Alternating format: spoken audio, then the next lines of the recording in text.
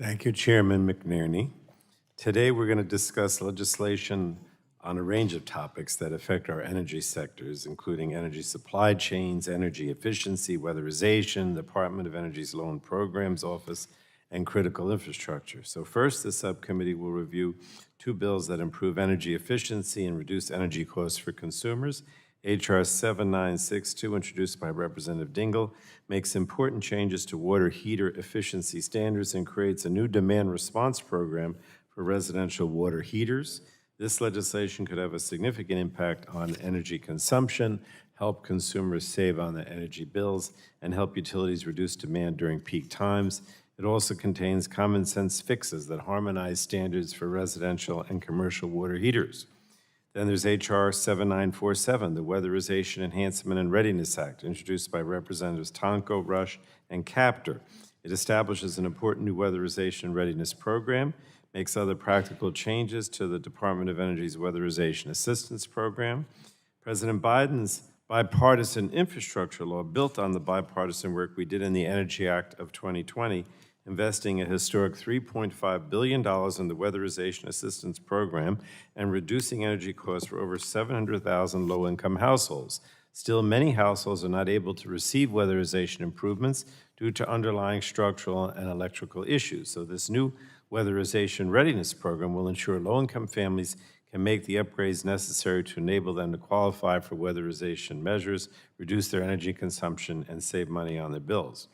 Then we have H.R. 1599, Securing America's Critical Mineral Supply Act, introduced by Ranking Member Upton.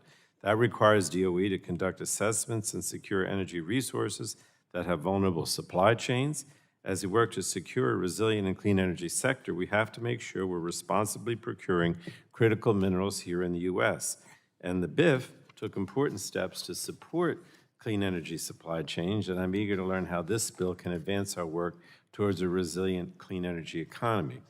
We're also considering two bills to reform DOE's loan programs, H.R. 8068, the Tribal Energy Investment Act, which was introduced by Representatives Leger-Fernandez, O'Halloran, and Cole.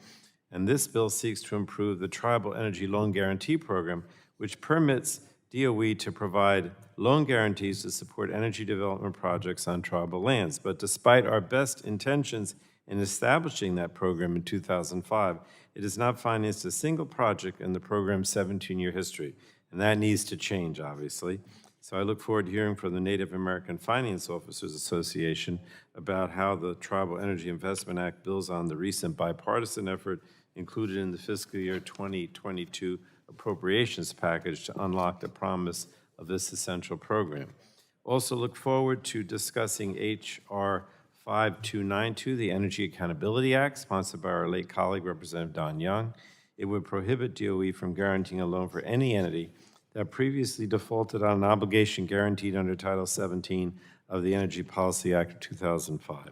And finally, we have H.R. 8053, a bipartisan bill from Representatives Crow, Peters, and Bacon that amends the Federal Power Act to provide the Secretary of Energy authority to address vulnerabilities to the resilience of defense-critical electrical infrastructure.